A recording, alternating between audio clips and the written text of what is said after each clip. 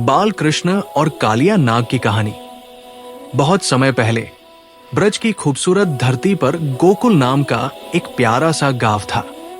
गांव हरे भरे खेतों, बहती नदियों, चहकते पक्षियों और हंसते खेलते बच्चों से भरा था।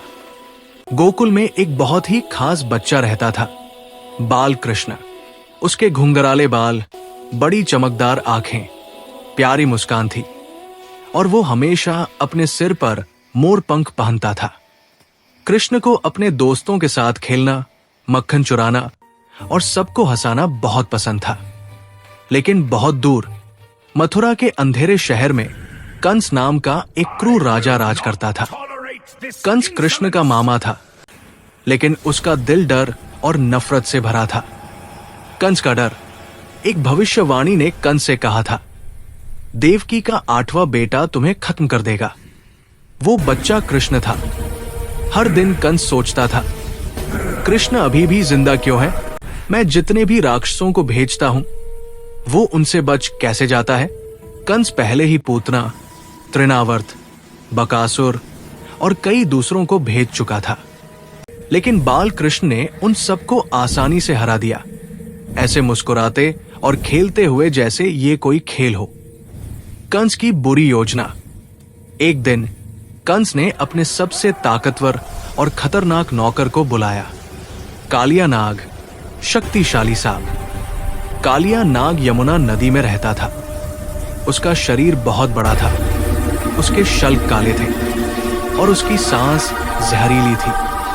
उसके आसपास का पानी काला और जानलेवा हो गया था।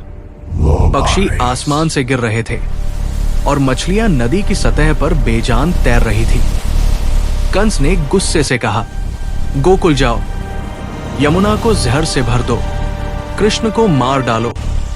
कालिया नाग जोर से फुफकारा और गोकुल के पास नदी में रेंगता हुआ चला गया।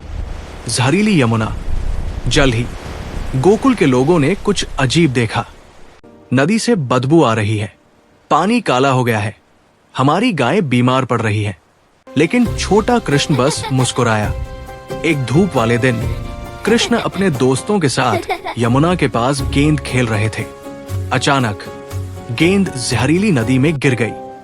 ग्वाले लड़के चिल्लाए, कृष्ण अंदर मत जाओ, नदी खतरनाक है। लेकिन कृष्ण धीरे से हंसे और बोले, चिंता मत करो मेरे दोस्तों। एक हल्की छलांग के साथ बाल कृष्ण यमुना में कूद गए। कालिया नाग से लड़ाई। पानी जोर से उछला और कालिया नाग नदी से बाहर निकला, गुस्से में दहाड़ते हुए। उसने अपने बड़े बड़े कुंडल कृष्ण के चारों ओर लपेट लिए और कसकर दबाया। गोपियां और ग्वाले लड़के चिल्लाए, कृष्ण कृष्ण। लेकिन कुंडल के अंदर कृष्ण शांत थे और मुस्कुरा रहे थे। अचानक कृष्ण और बड़े और शक्तिशाली हो गए और कालिया उन्हें और नहीं पकड़ पाया।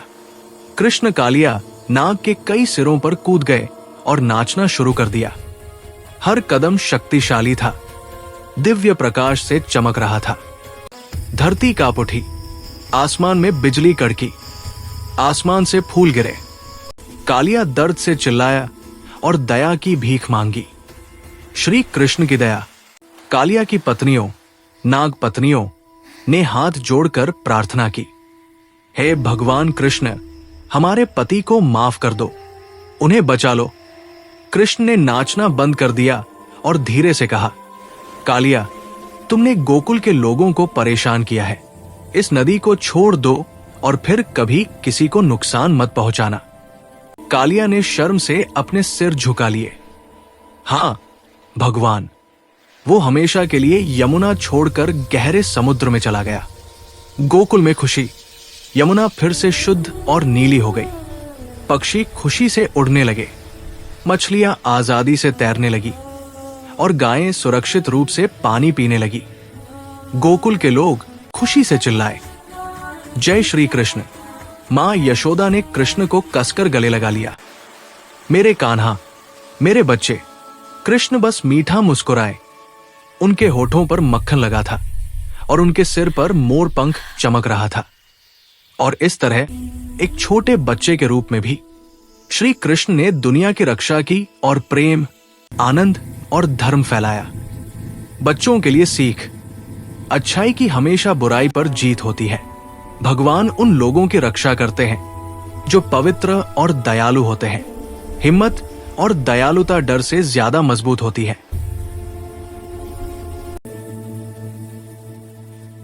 Thank you for watching and subscribe for next video.